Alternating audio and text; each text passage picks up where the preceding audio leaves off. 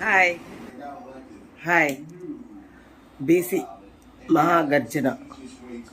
మీరంతా కూడా రామచంద్ర యాదవ్ గారు చేస్తున్న కష్టానికి ప్రతిఫలం దక్కాలనంటే మీరు బీసీ గర్జనలో ప్రతి ఒక్కళ్ళు పాల్గొనాలి.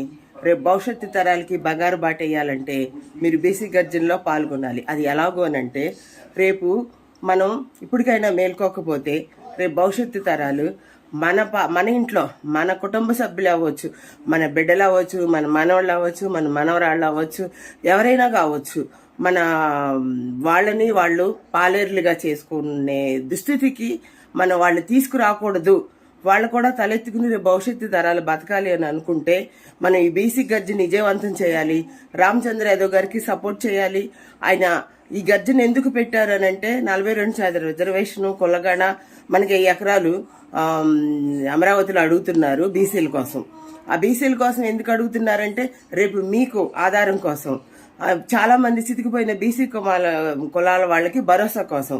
కాబట్టి దీన్ని మీరు సద్వినియోగం చేసుకోవాలి. రేపు భవిష్యత్తు తరాలకి బంగారు బాట వేయాలి. రేపు మనము మనుషులమే, మనలో నిజాయితీ ఉంది అని నిరూపించుకోవాలి. ఒక మనిషి తన ఆస్తుల్ని, తన టయాన్ని, తన జీవితాన్ని మన కోసం దారిపోస్తున్నప్పుడు ఆ విశ్వాసంగా మనం ఆ విశ్వాసాన్ని చూపించడంలోనే మన బతుకు అర్థం ఉంది. మనిషి జీవితం శాశ్వతం కాదు. మనిషి ఎన్నాళ్ళు బతుకుతాడో, మనిషి గ్యారెంటీ లేని బతుకులు బతుకుతున్నాం.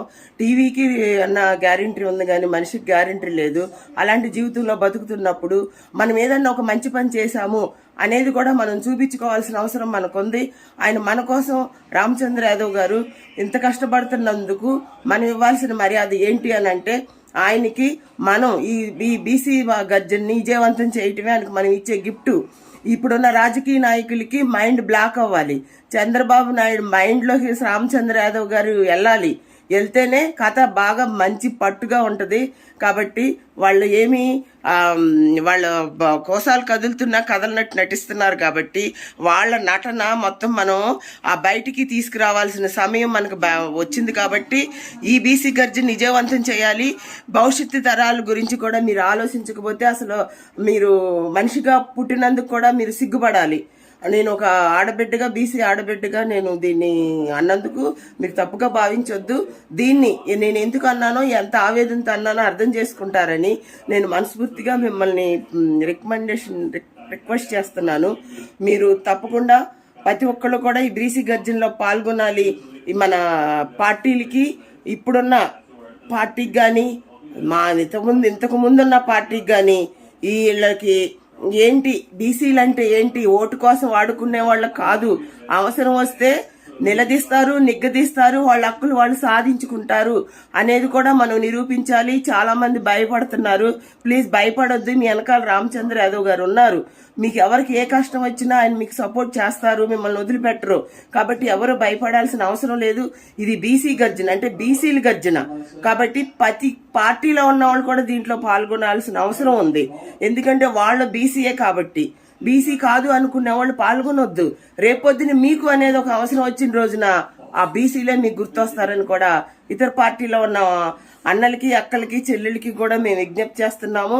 ఇది ఎన్నాళ్ళో 78 సంవత్సరాల నుంచి చేస్తున్న పోరాటాలకి ఇది అంతిమ పోరాటం. అంటే తాడో పేడో తేల్చుకునే పోరాటం ఇది. బీసీల కోసం ఒంటరి పోరాటం చేశారు. ఇప్పుడు కలిసికట్టుగా పోరాటం చేద్దాం. దానికి మూల స్తంభంలాగా రామచంద్ర యాదవ్ గారు నిలబడ్డారు. రామచంద్ర యాదవ్ గారు తప్పితే మన బతుకులకి ఇంకొక రామచంద్ర యాదవ్ గారు రారు. ఆయన జీవితాన్ని మనకి పణంగా ఆయన బిజినెస్ని, ఆయన కుటుంబాన్ని కూడా వదిలేసుకుని మన కోసం అహోనేస్త్రులు పొంగనూరు నుంచి విజయవాడ ఎక్కడికి ఎవరు పిలిచినా సరే అంత జర్నీ చేస్తూ టైము నిద్రాహారాలు కూడా మర్చిపోయి మన కోసం తిరుగుతున్నందుకు, మన కోసం పాటుపడుతున్నందుకు ఆయన కాలు మీద కాలేసుకుని దర్జాగా కూడా బతకొచ్చు.